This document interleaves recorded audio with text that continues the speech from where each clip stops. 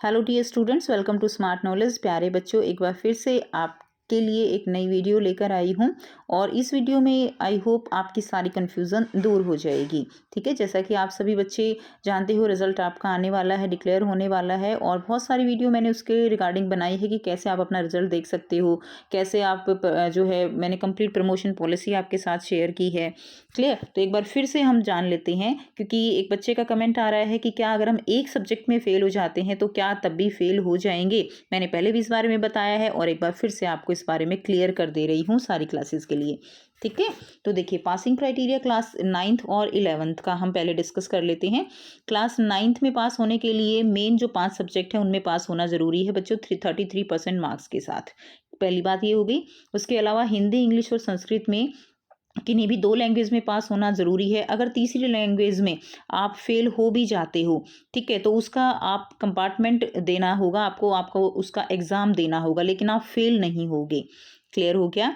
उसके बाद इसमें 75% अटेंडेंस अनिवार्य है। स्किल सब्जेक्ट जैसे कि रिटेल है, ब्यूटी वेलनेस है आपके पास, तो स्किल सब्जेक्ट में भी पासिंग क्राइटेरिया उसमें शामिल नहीं करना है, लेकिन उसमें पास होना ज़रूरी है। ठीक हो गया? उसके बाद क्या है कि 9th और 11th में पास होने के लिए जो एनुअल वार्षिक परीक्षा अभी आपकी हुई है, उसमें 25% अंक लेना जो है आपके लिए अनिवार्य है।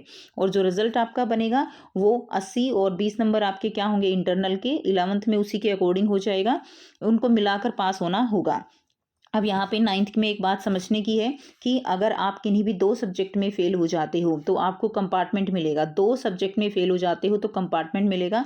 2 से ज़्यादा सब्जेक्ट में, मान लीजिए 3 में फेल हो जाते हो, तो आपको यहाँ पर फेल जो है रिजल्ट देखने को मिलेगा। 3 सब्जेक्ट में फेल मतलब फेल, 2 सब्जेक्ट में फेल मतलब कंपार्टमेंट, 1 सब्जेक्ट में फेल मतलब कंपार्टमेंट, यानी आपका री एग्ज़ाम होगा, उसमें आपको पास होना ज़रूरी होगा। नहीं तो अगर वहाँ पर भी पास नहीं होते हो तब आप फेल माने जाओगे। ठीक है? इसके रिगार्डिंग कंप्लीट प्रमोशन पॉलिसी मैंने पहले वीडियो में शेयर की हुई है, तो आप वहां से इसको देख सकते हो चैनल पर विजिट करके कि कैसे कैसे आपको जो है कितने मार्क्स और किस तरह से पास होना ज़रूरी है।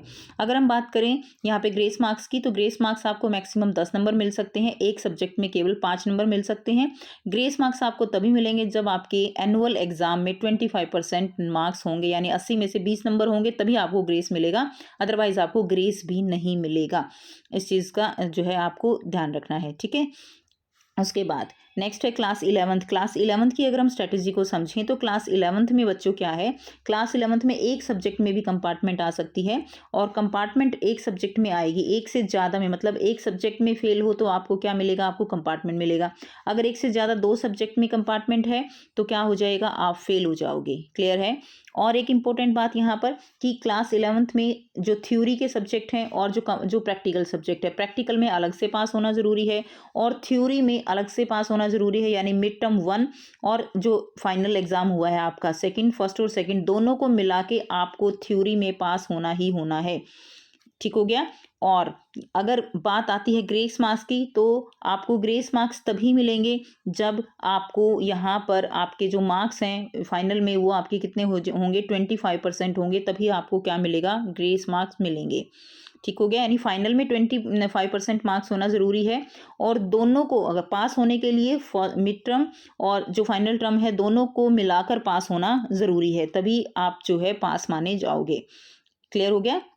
ऐसा नहीं है कि आप जो है वहाँ पर पास, थ्योरी में पास नहीं हो, प्रैक्टिकल में पास हो तो भी पास नहीं माने जाओगे, प्रैक्टिकल में नहीं हो, थ्योरी में हो तो भी पास नहीं माने जाओगे।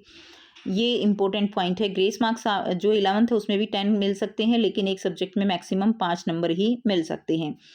और उसके अलावा अगर हम बात करें क्लास 5th और 8th की, तो क्लास 5th और 8th में, क्लास 5th में बच्चों मिड टर्म और एनुअल दोनों को मिलाकर, मिड टर्म और एनुअल दोनों को मिलाकर 25% मार्क्स होने ज़रूरी हैं।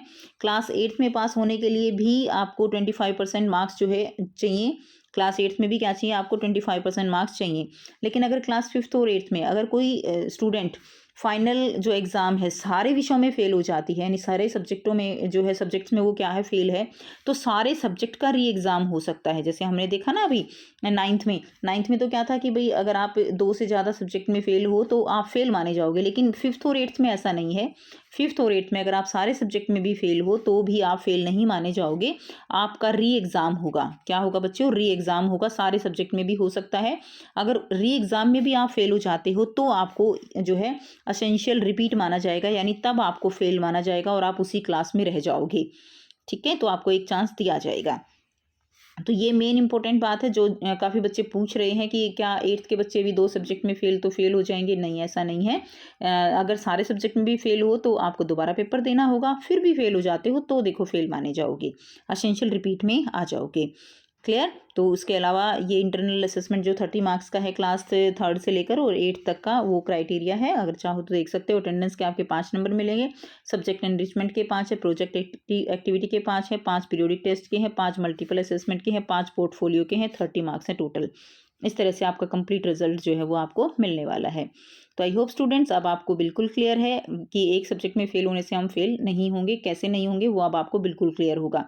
फिर भी कोई डाउट है तो आप कमेंट करके पूछ सकते हो। मिलते हैं आपसे नेक्स्ट वीडियो में। Take care, bye bye.